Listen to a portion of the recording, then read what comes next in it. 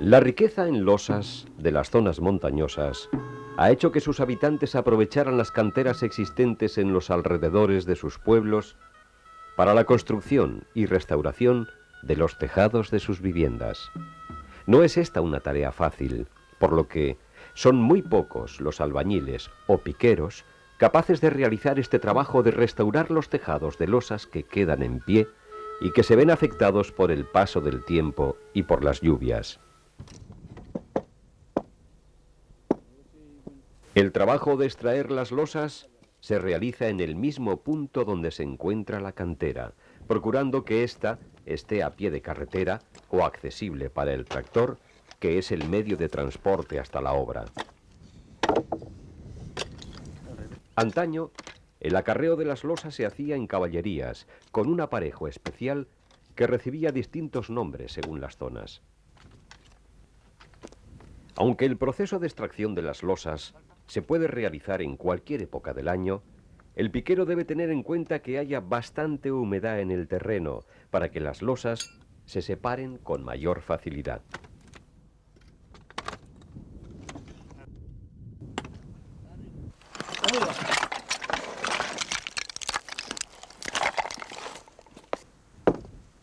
Cuando aparece a la vista un buen banco de piedra, Saturnino Otín, piquero de la comarca de Serrablo, limpia o desescombra el terreno para poder trabajar con soltura, evitando que las losas se rompan al sacarlas. Las losas superiores de cada banco, por estar más expuestas a la intemperie, son más finas y frágiles. La separación de las capas de losa requiere gran habilidad y paciencia si tenemos en cuenta su fragilidad. La herramienta utilizada en este proceso es un pico para golpear suavemente en el punto de juntura de cada losa para separarlas.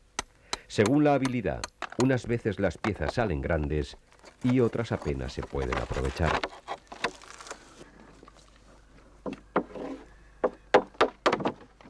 A la vez que se extraen las losas, estas se van seleccionando por su tamaño, ya que su colocación seguirá un orden de mayor a menor.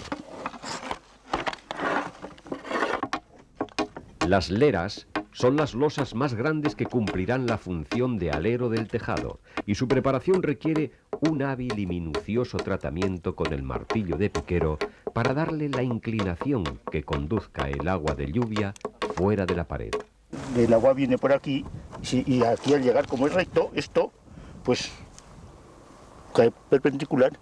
Y si no, si esta lera la pusiera así, pues entonces el agua marcha así, con la lera para abajo. Después de enderezarlas, que es el lazo del alero, pues si no se hiciera esto, no echaría el agua bien. Son muchos y muy duros los días de trabajo que hay que invertir en el banco de piedra hasta obtener las cerca de 4.000 losas que necesita Saturnino Otín para construir el tejado.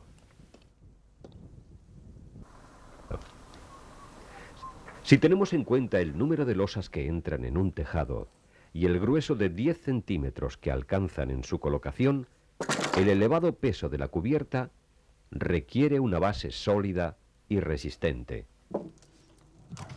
Las zapateras son unos maderos colocados a lo largo de las paredes que sirven para guardar la estribación de la cubierta.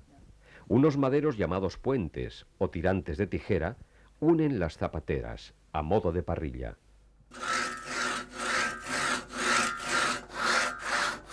Siguiendo unas medidas establecidas previamente, Saturnino Otín prepara por parejas los maderos que formarán cada una de las tijeras.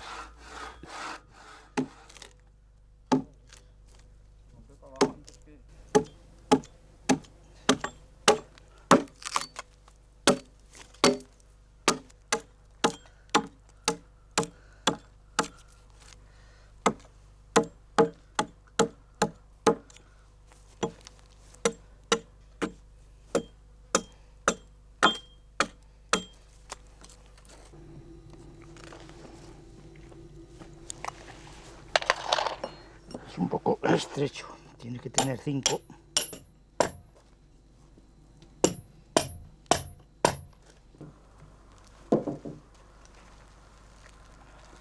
Las uñas de las puntas introducidas en los puentes, soportarán todo el peso de la cubierta.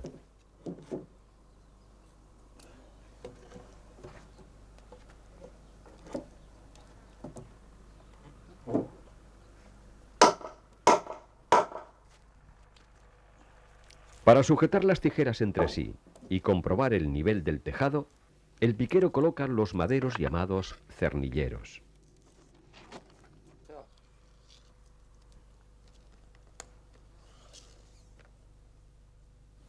$3.20. $3.20.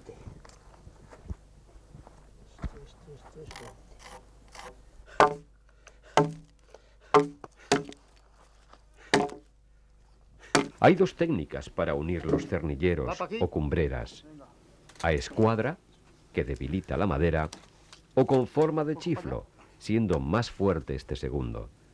Justo. A clavar.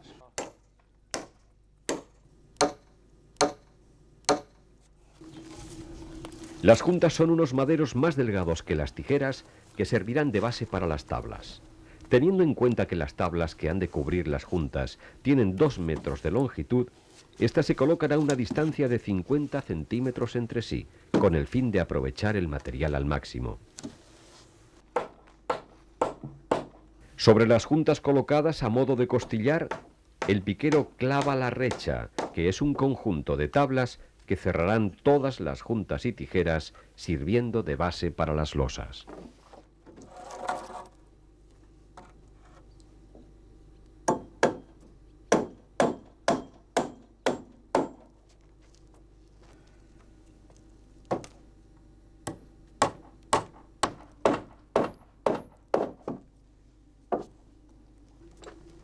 Lera es el nombre que recibe cada una de las losas que configuran el alero saliente del tejado de la casa.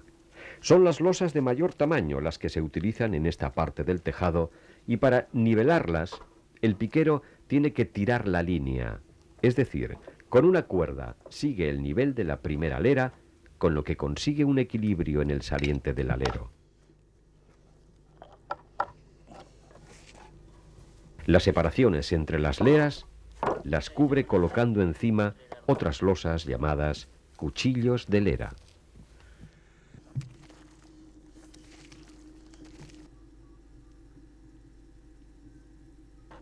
El asentamiento de las losas requiere de un conglomerante que las fije a la recha.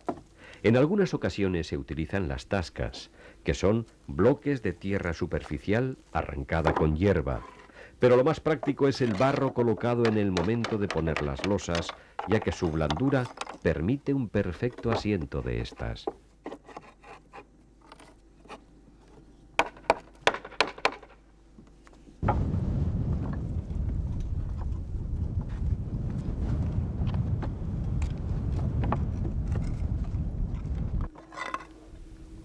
Los tamaños de las losas son 3 y van desde las guayardas, que son las más grandes, hasta las menudas, pasando por las medianas.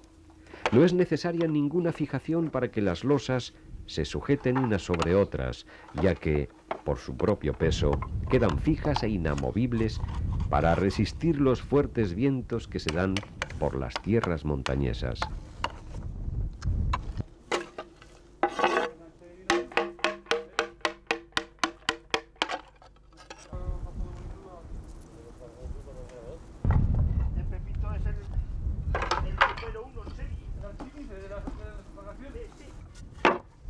Con esta forma de construcción de los tejados de losa, cuando llueve, el agua sigue un recorrido descendente que no puede filtrar debajo de las losetas por mucha cantidad de agua que caiga sobre el tejado.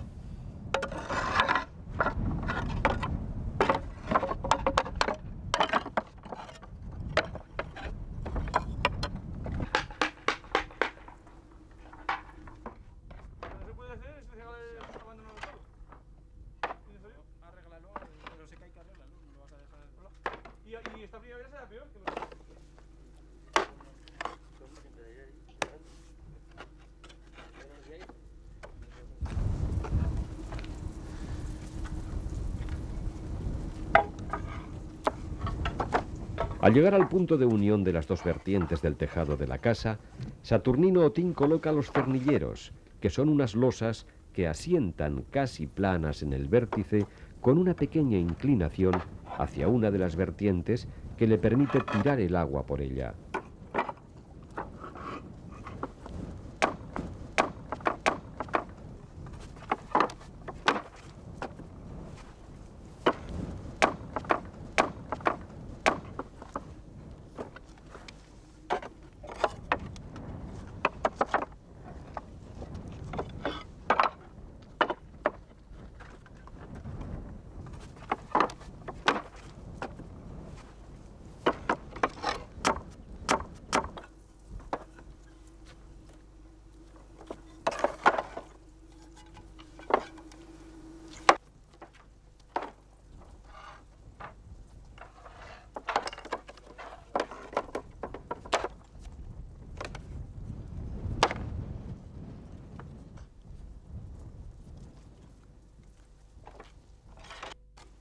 El espacio que queda entre el cernillero y el tejado lo llena con losas pequeñas para impedir que el viento levante la cubierta.